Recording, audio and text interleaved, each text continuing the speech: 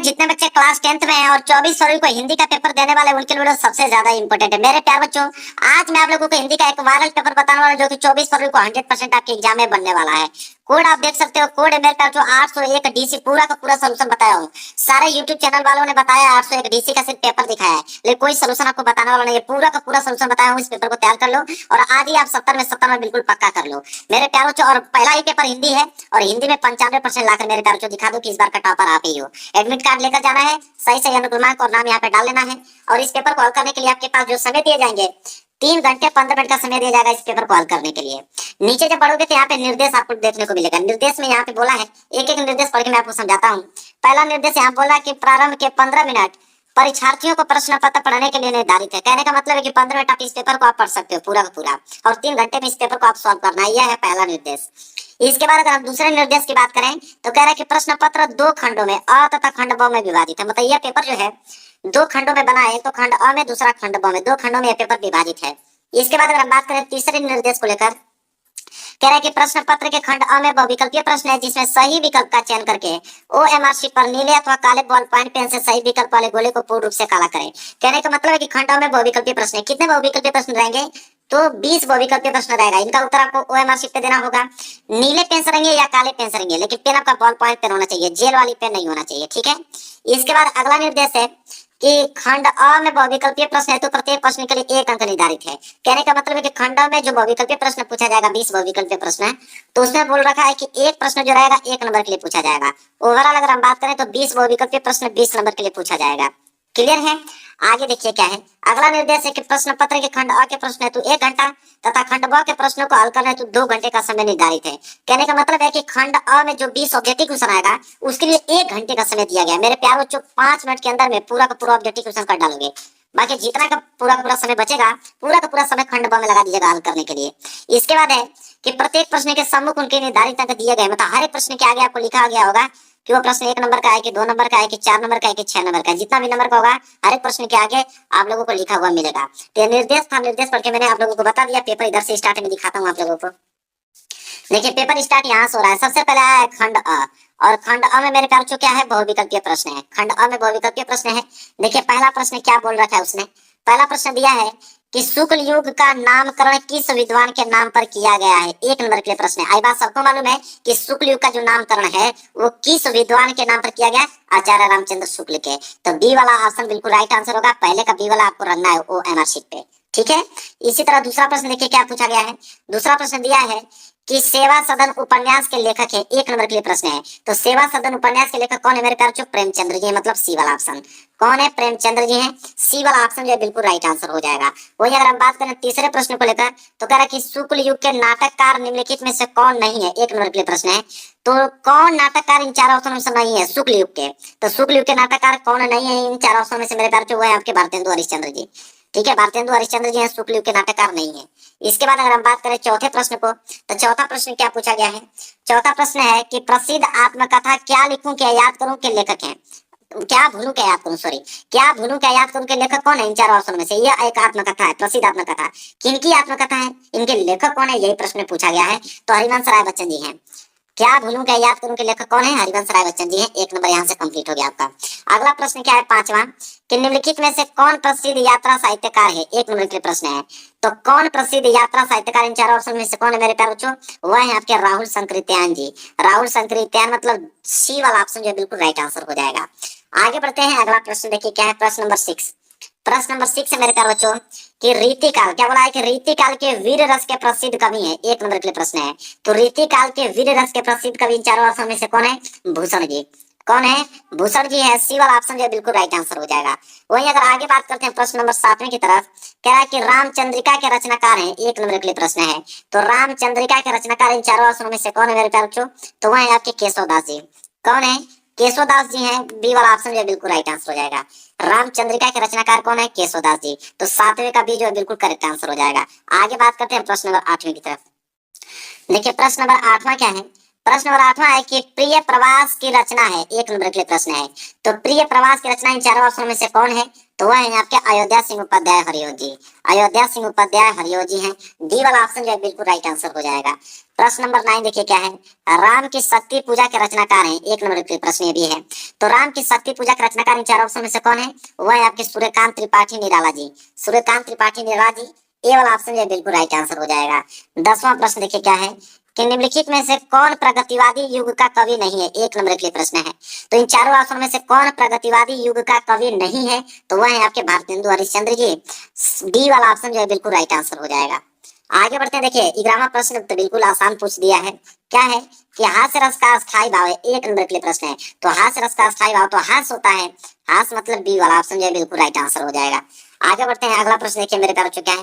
प्रश्न नंबर 12वां क्या है कि मनहु मानो जनहु जानो आदि वाचक शब्द किस अलंकार में प्रयुक्त होते हैं, एक नंबर का प्रश्न है। तो सबको मालूम है मेरे प्यारे बच्चों कि उत्प्रेक्षा अलंकार मनहु मानो जनहु जानो, ये कभी भी आपको दिख जाए समझ जाइए कि उत्प्रेक्षा अलंकार ही है। तो ए वाला ऑप्शन जो बिल्कुल राइट आंसर हो जाएगा। 13वां प्रश्न है मेरे प्यारे बच्चों। लिख कर लोहित लेख डूब गया दिनमणि आहा व्यम सिंधु सखी देख तारक बुध बुध दे रहा कह को उपयुक्त पंक्तियों में छंद है, एक नंबर के प्रश्न है। तो इस पंक्ति में किस छंद का प्रयोग किया गया मेरे प्यारे बच्चों? तो सोरठा का प्रयोग किया गया। किसका? सोरठा का। डी वाला ऑप्शन जो है बिल्कुल राइट आंसर हो जाएगा। आगे बढ़ते हैं। अगला देखिए प्रश्न नंबर 14 कह रहा है कि उप उपसर्ग से बना शब्द नहीं है, एक नंबर के प्रश्न है। तो उप उपसर्ग से बना उपसर्ग मतलब शब्द कौन सा इसमें से नहीं है? देखो इसे तोड़ेंगे तो क्या हो जाएगा? उप प्लस देश, तो ये तो बना है क्योंकि देश एक वाचक शब्द होता है, इसका अर्थ निकलता है देश का। ठीक है। इसके बाद इसको करोगे तो उपधन नाम, नाम का भी निकलता है। इसे करोगे तो उपधन वन का, इसे तोड़ोगे तो उपधन पर। तो पर मतलब क्या होता है? ठीक है। अगर इसको उप तोड़ दूं तो ये हो जाएगा। देखिए पहली बात तो ये उप है नहीं, क्योंकि यहाँ पे उप ये पूछा है, ये वाला उप यहाँ पे है, तो ये वाला उपसर्ग होगा नहीं, तो ये माने कि ये उपसर्ग नहीं बना है। तो बी वाला ऑप्शन जो है बिल्कुल राइट आंसर हो जाएगा। 14वीं का बी। क्लियर है? आसान है बिल्कुल। चलिए आगे बढ़ते हैं क्वेश्चन नंबर 15 की तरफ। क्वेश्चन नंबर 15 देखिए क्या है। दैनिक शब्द में किस प्रत्यय का प्रयोग हुआ है, एक नंबर का प्रश्न है। तो दैनिक शब्द में प्रत्यय पूछा है। प्रत्यय क्या होता है? जो लास्ट में जुड़ता है। तो दैनिक इक लास्ट में क्या आ रहा है? इक आ रहा है। इक मतलब पहला वाला ऑप्शन जो है बिल्कुल राइट आंसर हो जाएगा। आगे बात करते हैं। सोलहवां कह रहा है कि त्रिवेणी में कौन सा समास है, एक नंबर। तो त्रिवेणी में मेरे प्यार सबको मालूम है कि त्रिवेणी में कौन सा समास है? तो यहाँ पे द्विगु समास है त्रिवेणी। ठीक है। त्रिवेणी में क्या है? द्विगु समास है। तो यहाँ पे सी वाला ऑप्शन जो बिल्कुल राइट आंसर हो जाएगा। 17वां प्रश्न देखिए क्या है कि निम्नलिखित में से गंगा का पर्ववाची नहीं है, एक नंबर के लिए प्रश्न भी पूछा गया है। तो गंगा का पर्ववाची शब्द इन चारों ऑप्शन में से कौन नहीं है? तो ये आपका कालिंदी। बाकी भागीरथी सुर सरिता देवनदी ये तो सभी गंगा के पर्ववाची शब्द है। कालिंदी जो है वो गंगा के पर्ववाची शब्द नहीं है। आगे बढ़ते हैं। प्रश्न नंबर 18 देख लीजिए क्या है कि निम्नलिखित में से कौन सा भाववाचक का सही विकल्प है, एक नंबर के लिए प्रश्न है। तो भाववाचक का सही विकल्प इन चारों ऑप्शन में से कौन है मेरे प्यारे बच्चों? तो वह है कि आओ वहां बैठा जाए, आओ वहां बैठा जाए, यह भाववाचक रूप है। तो बी वाला ऑप्शन जो बिल्कुल राइट आंसर हो जाएगा। इसके बाद 19वां प्रश्न की क्या है। मन की कोमलता अक्सर चोट खा जाती है, एक नंबर के लिए प्रश्न है। कोमलता के नीचे अंडरलाइन किया गया है। ठीक है। कोमलता के नीचे अंडरलाइन किया गया है। तो सबको मालूम कि कोमलता जो है एक विशेषण है, गुणवाचक है, स्त्रीलिंग है और एक वचन है और मन विशेषज्ञ है कोमलता। ठीक है। चलिए यहाँ पे जो है मेरे प्यारे बच्चों बी वाला ऑप्शन जो है बिल्कुल राइट आंसर हो जाएगा। आगे बढ़ते हैं। देखिए 20वां प्रश्न क्या है। 20वां है कि तद जो है पुल्लिंग शब्द है, इसका चतुर्थी विभक्ति एक वचन का रूप होगा, एक नंबर के लिए प्रश्न है। तो तद पुल्लिंग है, अगर इसका चतुर्थी विभक्ति एक वचन का रूप देखें तो क्या होगा? तस्य हो गया। क्या हो जाएगा? तस्य। पहला वाला ऑप्शन जो बिल्कुल राइट आंसर हो जाएगा। तो 20 के 20 ऑब्जेक्टिव क्वेश्चन मैंने बता दिया और 20 के 20 आपके सही होने चाहिए, एक भी क्वेश्चन गलत नहीं होना चाहिए। चाहे एक क्वेश्चन को 2 बार आप याद करिए, 3 बार याद करिए, लेकिन पूरा का पूरा सोल्यूशन बता दिया हूँ। इधर बढ़ेंगे तो इधर आप लोगों को खंड ब में दिखाता हूँ। इधर से आप लोगों का खंड ब स्टार्ट हो रहा है। खंड ब देखिए मेरे प्यारे बच्चों क्या है। खंड ब यहाँ से स्टार्ट है और खंड ब में सबसे पहले वर्णनात्मक प्रश्न आया है। 50 नंबर के लिए वर्णनात्मक प्रश्न पूछा गया है। देखिए 21वां प्रश्न स्टार्ट है।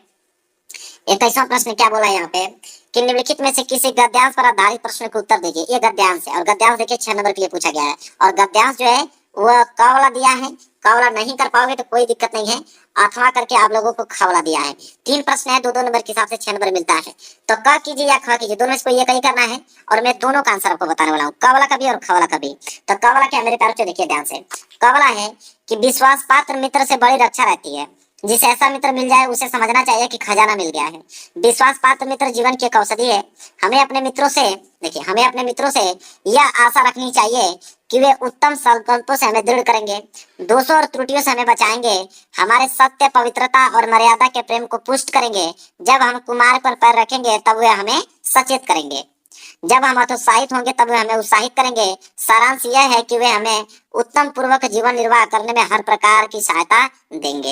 यह मेरे प्यारे बच्चों गद्यांश। और इस गद्यांश के नीचे 3 प्रश्न है। पहला कि उपयुक्त गद्यांश का संदर्भ लिखिए, 2 नंबर। इसके बाद है कि गद्यांश के रेखांकित अंश की व्याख्या कीजिए, 2 नंबर। और इसके बाद है कि लेखक ने विश्वास पात्र मित्र जीवन की तुलना किससे और क्यों की है, 2 नंबर। तो मैं पहले इनका सोल्यूशन बताता हूँ। देखिए मेरे प्यारे बच्चों, मैं यहाँ लिख के लेके आया भी हूँ कि class 10 Hindi paper solution 801 DC। तो सबसे पहले हम लोग प्रश्न 21वें का क कर रहे हैं। अब पहला उत्तर देखेंगे। तो पहला में क्या है, संदर्भ। ये ना बोला था कि संदर्भ क्या है। पहला प्रश्न देखिए, उपयुक्त गद्यांश का संदर्भ लिखिए। तो संदर्भ देखिए कैसे लिखेंगे। लिखेंगे कि प्रस्तुत गद्यांश हमारी पाठ्य पुस्तक के गद्य खंड में संकलित मित्रता नामक पाठ से लिया गया है। और इसके लेखक कौन है, आचार्य रामचंद्र शुक्ल जी है। मतलब यह गद्यांश जो है मित्रता चैप्टर से लिया गया है। और इसके लेखक कौन है मेरे प्यारे बच्चों, आचार्य रामचंद्र शुक्ल जी हैं। यहाँ से 2 नंबर बिल्कुल आपका क्या हो गया, क्लियर हो गया। इसके बाद है दूसरा कि गद्यांश के रेखांकित अंश की व्याख्या कीजिए। मतलब जहां तक अंडरलाइन किया गया था, कहां तक अंडरलाइन किया गया है कि विश्वास पात्र मित्र से बड़ी रक्षा रहती है। जिसे ऐसा मित्र मिल जाए उससे समझना चाहिए कि खजाना मिल गया है। विश्वास पात्र मित्र जीवन की एक औषधि है। इसका हमें व्याख्या बताना है, ठीक है। तो देखिए व्याख्या कैसे लिखेंगे, तो व्याख्या नोट कीजिए। देखिए दूसरे, तो दूसरा प्रश्न लिखेंगे कि इस अंश में लेखक यह बताना चाहते हैं कि सच्चा और विश्वास पात्र मित्र जीवन के हर मोड़ पर हमारी सहायता करता है, ठीक है। ऐसा मित्र हमें न केवल गलतियों से बचाता है बल्कि अच्छे मार्ग पर चलने के लिए प्रेरित भी करता है। जब हम अपने जीवन में कठिनाइयों का सामना कर रहे होते हैं तब एक सच्चा मित्र हमें हिम्मत देता है और निराशा से बाहर निकलता है। इस तरह का मित्र जीवन की सफलता और सुखदायी जीवन के लिए जो है अनिवार्य होता है, ठीक है। यह रेखांकित अंश की व्याख्या है। 2 नंबर यहाँ से क्लियर हो गए। इसके बाद है लेखक ने विश्वास पात्र मित्र की तुलना किससे और क्यों की है। तो इसका आंसर हम लोग लिखेंगे मेरे प्यारे बच्चों, यहाँ से तीसरे का आंसर लिखेंगे कि लेखक ने विश्वास पात्र मित्र की तुलना खजाने और औषधियों से की है। खजाने की तरह ऐसा मित्र जीवन में बहुत कीमती होता है और उसकी मौजूदगी से व्यक्ति सुरक्षित महसूस करता है। औषधि की तरह जैसे दवाइयां काम करती हैं, वह मित्र जीवन के कठिन समय में मानसिक और भावनात्मक उपचार करता है, हमें गलत मार्ग से बचाता है और सच्चाई व पवित्रता के मार्ग पर चलने के लिए प्रेरित करता है। तो तीनों प्रश्नों का लगातार उत्तर मैंने बताया, 6 नंबर एग्जामिनर दे देगा। ये क वाला का मैंने बताया है। क वाला नहीं आप करना चाहते हो तो ख वाला कर लीजिएगा। ख वाला का भी मैं पूरा का पूरा उत्तर बता रहा हूँ। देखिए ख वाला क्या है कि दूसरी बात जो इस संबंध में विचारणीय है वह यह है कि संस्कृति अथवा सामूहिक चेतना ही हमारे देश का प्राण है। इसी नैतिक चेतना के सूत्र से हमारे नगर और ग्राम, हमारे प्रदेश और संप्रदाय, हमारे विभिन्न वर्ग और जातियां आपस में बंधी हुई हैं। वहाँ उन सब में एकता है। इसी बात को ठीक तरह से पहचान लेने से बापू ने जनसाधारण के बुद्धिजीवियों के नेतृत्व में क्रांति करने के लिए तत्पर करने के लिए इसी नैतिक चेतना का सहारा लिया था। अहिंसा, सेवा और त्याग की बातों से जनसाधारण का हृदय इसलिए आंदोलित हो उठा क्योंकि उन्हीं से तो वह शताब्दियों से प्रभावित और प्रेरित रहा, ठीक है। यह है। इसके नीचे भी 3 प्रश्न है। पहला है आप लोगों का कि उपयुक्त गद्यांश का संदर्भ लिखिए, 2 नंबर। तो चलिए मैं इसका आंसर आपको बताता हूँ। देखिए यहाँ पे लिखा हूँ मैं अथवा वाला और इसका आंसर इधर है, मैं दिखाता हूँ। तीनों का दिखाऊंगा, 6 नंबर इसमें भी आपको मिलेगा। तो पहला क्या था मेरे प्यारे बच्चों की उपयुक्त गद्यांश का संदर्भ लिखिए, ख वाला। तो देखिए अथवा का यहाँ में लिखा हूँ ख। ख का पहला हेडिंग आपका रहेगा संदर्भ। संदर्भ में लिखेंगे कि प्रस्तुत गद्यांश हमारी पाठ्य पुस्तक हिंदी के गद्य खंड में संकलित डॉक्टर राजेंद्र प्रसाद द्वारा लिखित भारतीय संस्कृति नामक निबंध से उद्धृत है। मतलब भारतीय संस्कृति चैप्टर से लिया गया है, ठीक है। और इसके लेखक कौन है, डॉक्टर राजेंद्र प्रसाद जी हैं। क्लियर है, इतना इस संदर्भ में आप लोगों को लिखना है। इसके बाद है दूसरा कि गद्यांश के रेखांकित अंश की व्याख्या कीजिए, 2 नंबर। तो जहां तक अंडरलाइन किया गया था उसका व्याख्या बताना है कि मतलब कि वह यह है कि संस्कृति व सामूहिक चेतना ही हमारे देश का प्राण है। इसका हमें क्या बताना है मेरे प्यारे बच्चों, तो व्याख्या बताना है। तो देखिए व्याख्या कैसे लिखेंगे हम लोग। तो देखिए सब हेडिंग क्या है, रेखांकित अंश की व्याख्या लिखेंगे इसमें कि डॉक्टर राजेंद्र प्रसाद जी कहते हैं कि हमें सर्वप्रथम जो है वैज्ञानिक और औद्योगिक विकास के अनुचित परिणामों को ध्यान में रखना चाहिए। विचार करने योग्य दूसरी बात यह है कि भारतीय संस्कृति अथवा भारतवासियों की संपूर्ण व एकीकृत चेतन शक्ति ही देश का जीवन है। बिना देश का जीवन ही क्या है, संभव नहीं है। यह जो है मेरे पास उसका रेखांकित उसका व्याख्या है, पूरा मैंने बता दिया। इसके बाद एक प्रश्न और बचा है इसमें, देखिए कि जनसाधारण का हृदय किन बातों से आंदोलित हो उठा और क्यों, ठीक है। इसका हमें भी बताना है। इसका आंसर 2 नंबर ये भी है। तो देखिए इसका लिखेंगे कि जनसाधारण का हृदय जो है अहिंसा, सेवा और त्याग की बातों से आंदोलित हो उठा क्योंकि वह शताब्दियों से इनसे जो है प्रभावित रहा। तो मैंने पूरा का पूरा आंसर बता दिया। 21वें का क वाला भी बता दिया देखिए 21वें का क मैंने कराया, ख वाला भी कराया, तो दोनों में से एक ही आपको करना है, लेकिन मैंने दोनों का सोल्यूशन बताया अभी, तो दोनों में से जो आसान लगेगा उसको याद करके जाइएगा। तो प्रश्न 21 पूरा कंप्लीट। प्रश्न 22 की तरफ बढ़ते हैं। देखिए मेरे प्यारे बच्चों, प्रश्न नंबर 22वां, प्रश्न नंबर 22वां क्या है कि निम्नलिखित में से किसी एक पद्यांश पर आधारित सभी प्रश्नों को उत्तर दीजिए। अभी हमने गद्यांश किया प्रश्न नंबर 21वां, अब पद्यांश आ गया। पद्यांश भी 6 नंबर के लिए होता है, क्योंकि इसके नीचे भी 3 प्रश्न होते हैं, ठीक है। इसमें भी 2 ऑप्शन रहते हैं आपको, एक क वाला, एक ख वाला। तो पहले क वाला देखिए, क वाला है कि उद्धव मन न भय 10-20, एक हुतो सो गयो श्याम संग, कव अवरोधे ईस, इंद्री शिथिल भई केसो बिनु, ज्यो देही बिनु शीस, आशा लागी रहती तन श्वासा, जीव ही कोटि बरिस, तुम तो सखा श्याम सुंदर के, सखल जोग के इस, सुर हमारे नंद नंदन बिनु और नहीं जगदीश। ठीक है, इसके नीचे देखिए मेरे प्यारे बच्चों 3 प्रश्न। पहला है उपयुक्त पद्यांश का संदर्भ लिखिए, 2 नंबर के लिए। देखिए तो 2 नंबर के लिए मेरे प्यारे बच्चों ये आपका 22वें का क, ठीक है। तो देखिए 22वें का क का पहला उत्तर क्या है, संदर्भ लिखेंगे कि प्रस्तुत पद हमारी पाठ्य पुस्तक के काव्य खंड से लिया गया है, और यह पद जो है महाकवि सूरदास द्वारा रचित सुरसागर से लिया गया है। और इस पद में सूरदास जी ने उद्धव और गोपियों के संवाद के माध्यम से गोपियों के श्री कृष्ण के प्रति अनन्य प्रेम और उनकी भक्ति का वर्णन किया है। यह मेरे प्यारे बच्चों संदर्भ। संदर्भ की बात देखिए, दूसरा प्रश्न क्या है कि रेखांकित अंश की व्याख्या कीजिए, 2 नंबर, जहां तक अंडरलाइन किया गया है कि उद्धव मन न भय 10-20, एक हुतो सो गयो श्याम संग, क अवरोधे ईस। इसका हमें क्या बताना है, व्याख्या बताना है। तो चलिए व्याख्या देखते हैं दूसरे का। तो देखिए दूसरा है, इसका उत्तर लिखिए कि इस पंक्ति में गोपियां उद्धव से कह रही हैं, क्या कह रही हैं कि उनके मन की स्थिति ऐसी नहीं है कि वह विभाजित हो सके। उनके पास केवल एक ही मन था और वह भी श्री कृष्ण के साथ चला गया। ठीक है, अब उनके पास दूसरा मन नहीं बचा है जिससे वे किसी और को पूजे या ईश्वर के प्रति ध्यान दें। उनका संपूर्ण प्रेम और भक्ति केवल श्री कृष्ण के लिए है और अब वे किसी अन्य देवता या ईश्वर को आराधना करने में असमर्थ हैं। ठीक है, यह है मेरे प्यारे बच्चों उस रेखांकित अंश की व्याख्या।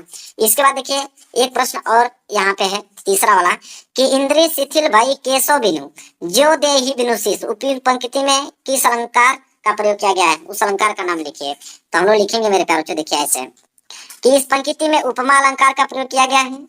यहाँ गोपियों की अपनी स्थिति की तुलना बिना सिर के शरीर से कर रही हैं, जो बिना कृष्ण के केशव उनके जीवन की शिथिलता को दर्शाता है। मतलब किस अलंकार का प्रयोग किया गया है मेरे प्यारे बच्चों, यहाँ पे तो उपमा अलंकार का प्रयोग किया गया है। अब डायरेक्ट इतना भी लिख दोगे कि इसमें उपमा अलंकार का प्रयोग किया गया है, तभी भी एग्जाम आपको नंबर दे देगा। तो देखिए क वाला तो समाप्त, क वाला नहीं कर पाओगे तब एक ऑप्शन और आपको दिया है कि क वाला अगर आप नहीं कर पाते हो तो ख वाला भी दिया है। ख वाला क्या है कि विश्वत रेखा का वासी जो जीता है नित हाथ हाथ कर, रखता है अनुराग अलौकिक, वो भी मन अपनी मातृभूमि पर, वो भी अपनी मातृभूमि पर, ध्रुववासी जो हित में तम में जी लेता है काप काप कर, वो भी अपनी मातृभूमि पर कर देता है प्राण निछावर। ठीक है, तो इसको कर लीजिए। इसके लिए भी 3 प्रश्न है। पहला है उपयुक्त पद्यांश का संदर्भ लिखिए, 2 नंबर। यह है 22वें का ख। ठीक है, तो देखिए अथवा करके और यहाँ पे लिखा हूं मैं ख, और ख में पहला है संदर्भ। ठीक है, लिखेंगे संदर्भ कि प्रस्तुत पद्यांश हमारी पाठ्य पुस्तक हिंदी के काव्य खंड में संकलित राम नरेश त्रिपाठी द्वारा रचित स्वदेश प्रेम शीर्षक कविता से अवतरित है, और यह कविता त्रिपाठी जी के काव्य संग्रह स्वप्न से ली गई है। मतलब कि यह स्वदेश प्रेम से लिया गया है, और जो कविता है त्रिपाठी जी के काव्य संग्रह स्वप्न से लिया गया है, और इसके जो लेखक है राम नरेश त्रिपाठी जी हैं।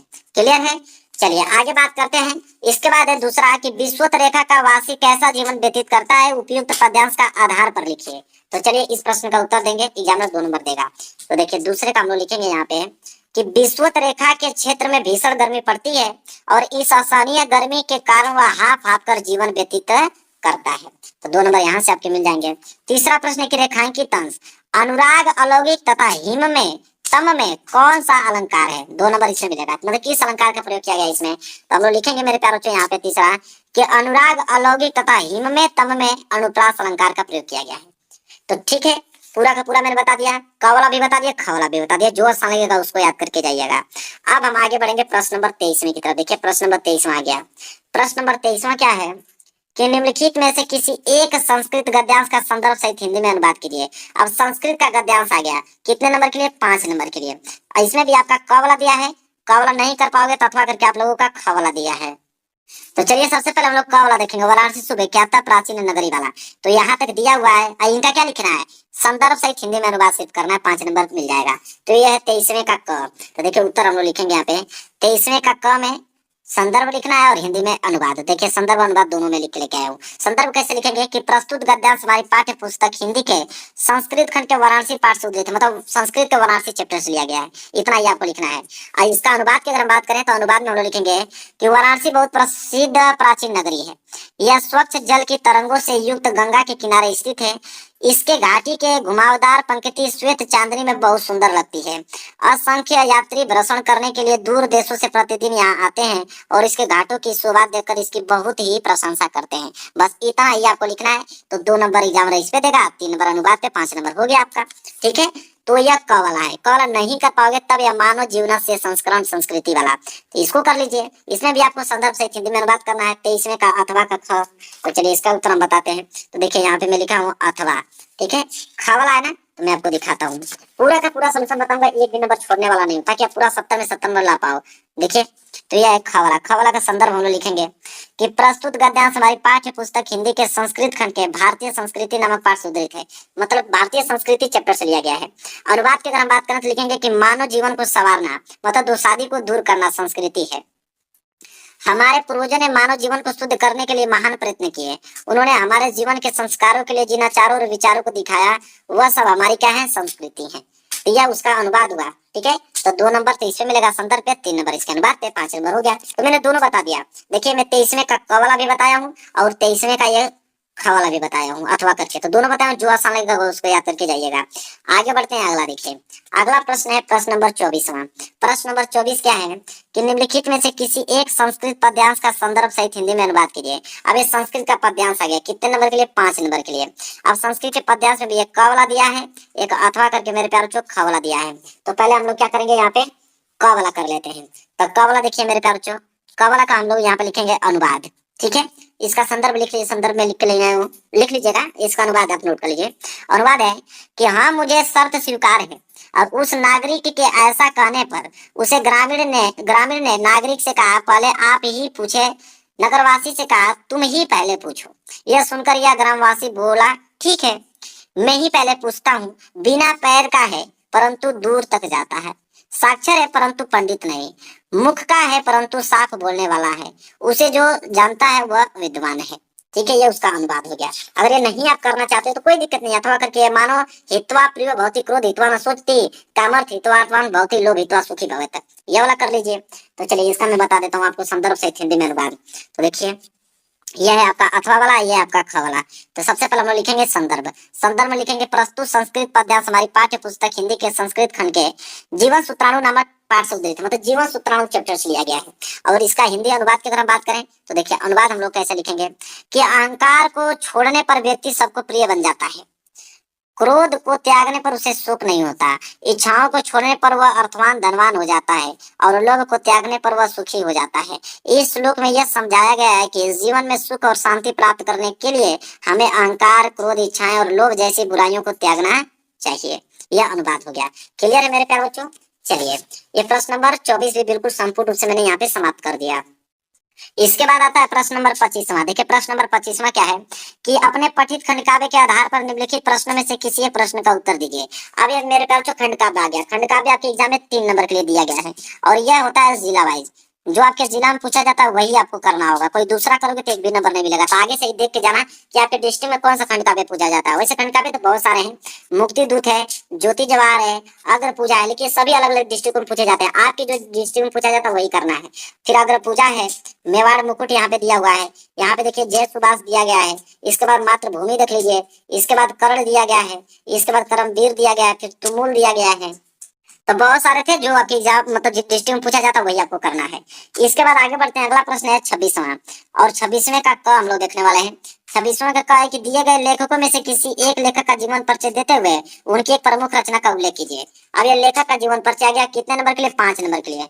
3 नंबर जीवन परिचय पे या 2 नंबर रचनाएं पे मिलता है। आपके पास ऑप्शन 3 है, आचार्य रामचंद्र शुक्ल जी, इसके बाद जयशंकर प्रसाद जी, इसके बाद डॉक्टर राजेंद्र प्रसाद जी। इन तीनों लोगों में से किसी एक का ही जीवन परिचय आपको लिखना है, 5 नंबर मिलेगा। मैं डॉक्टर राजेंद्र प्रसाद जी का बता देता हूँ, तीसरे का। ठीक है, देखिए कैसे नोट करेंगे, इसको नोट कीजिए आप। देखिए 26 का तीसरा जीवन परिचय लिखेंगे हम लोग मेरे प्यारे बच्चों। कैसे इसको लिखेंगे कि देश रत्न डॉक्टर राजेंद्र प्रसाद का जन्म जो हुआ था 3 दिसंबर 1884 ईस्वी में बिहार राज्य के छपरा जिले के जीरादेई ग्राम में हुआ था। और इनके पिता का नाम क्या था? महादेव सहाय था। इन्होंने कोलकाता विश्वविद्यालय, वर्तमान में कोलकाता कहते हैं, तो कोलकाता या कलकत्ता विश्वविद्यालय में एमए एलएलबी की परीक्षा जो है उत्तीर्ण की थी। ये प्रतिभा संपन्न और मेधावी रहे और परीक्षा में प्रथम अति थे, मतलब हमेशा प्रथम स्थान पाते थे। मुजफ्फरपुर कॉलेज में कुछ दिन अध्यापन का कार्य करने के पश्चात यह पटना कलकत्ता में वकील रहे। इनका लगाव छात्र जीवन से राष्ट्र की ओर था।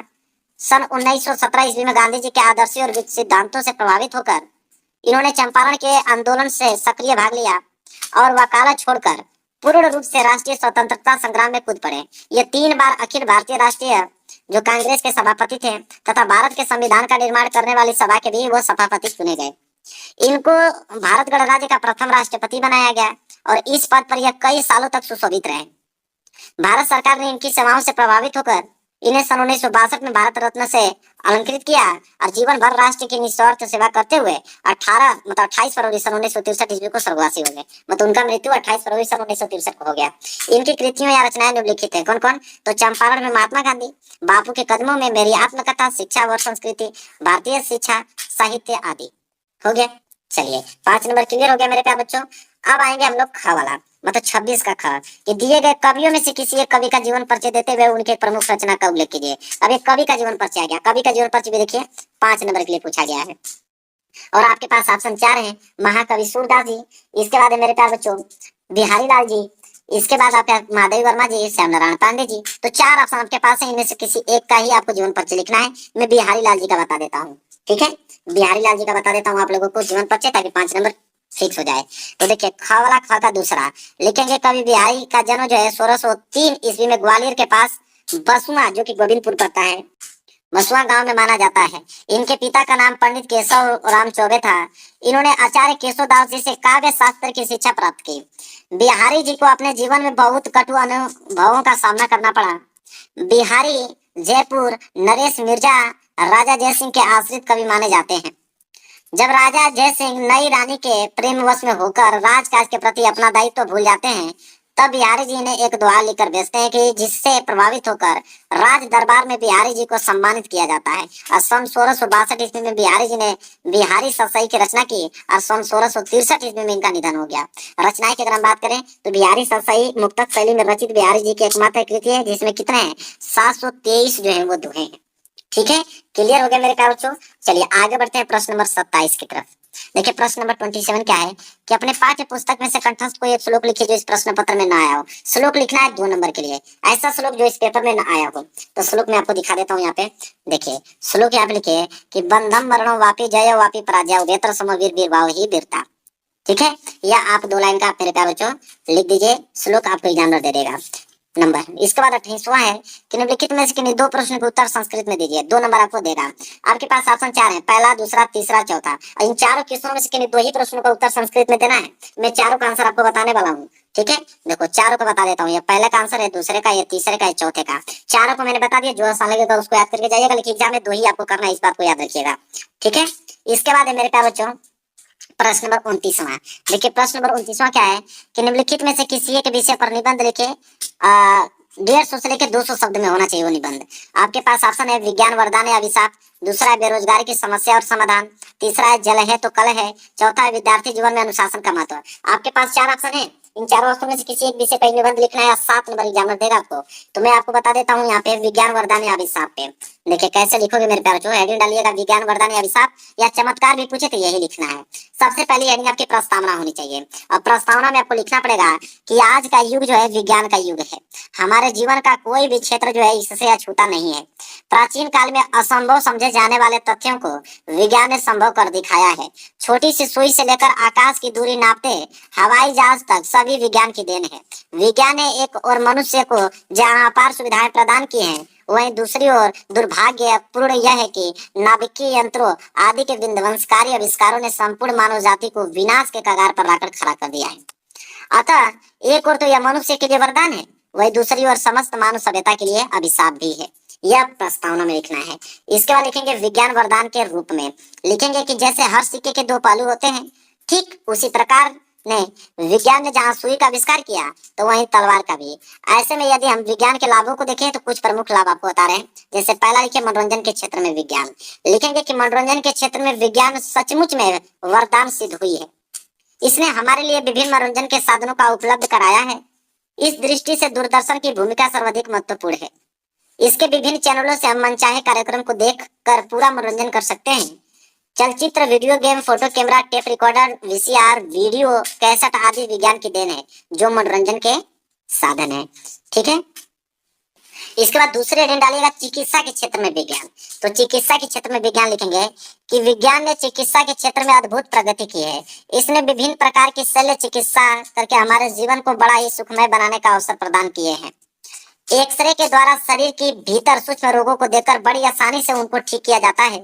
आज के विज्ञान ने ब्रेन ट्यूमर, कैंसर, क्षय रोग, टीबी, टेटनस आदि का प्राण घातक असाध्य रोगों को भी साध्य बनाकर हमारे जीवन को पूर्णतः स्वस्थ रखने में योगदान प्रदान किए हैं।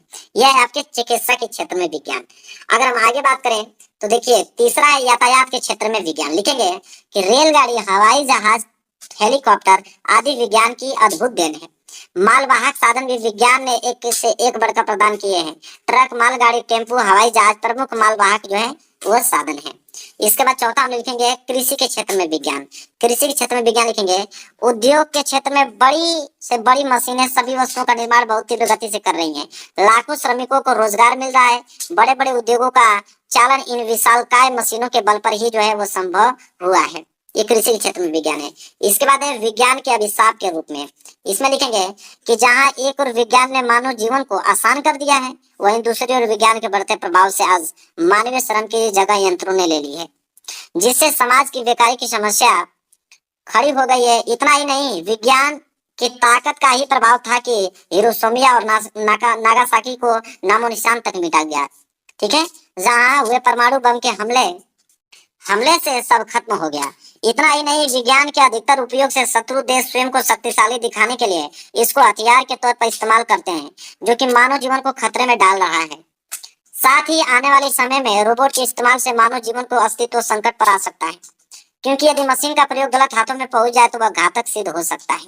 अब लास्ट हेडिंग आपकी रहेगी उपसंहार, क्योंकि 7 नंबर एग्जाम में देगा तो पूरा का पूरा डिटेल में चेक करेगा। ठीक है, कि आपने उतना लिखा है कि नहीं, क्योंकि 150 से 200 वर्ड में लिखना है। उपसंहार लिखेंगे आज विज्ञान सचमुच में हमारे जीवन के लिए एक अपूर्व और अद्भुत वरदान सिद्ध हो रहा है। यह वास्तव में मनुष्य द्वारा उत्पन्न किया गया मनुष्य के लिए बेजोड़ वरदान है, जो संपूर्ण सृष्टि को प्रभावित कर रहा है। भविष्य में भी वरदान सिद्ध हो रहे हैं। इसके लिए यह आवश्यक है कि इसके कल्याणकारी पक्ष को ही अपने जीवन में उतारते चलें। जहां हम इसके विनाशकारी और विध्वंसक रूप से लापरवाह और अनजान होंगे तो विज्ञान हमें विनाश की ओर ढकेल देगा और अभिशाप सिद्ध होगा। ठीक है, इतना आपको लिखना है। क्लियर है मेरे प्यारे बच्चों? चलिए आगे बढ़ते हैं, अगला प्रश्न देखते हैं। प्रश्न नंबर 29वां यहाँ पे समाप्त हो गया।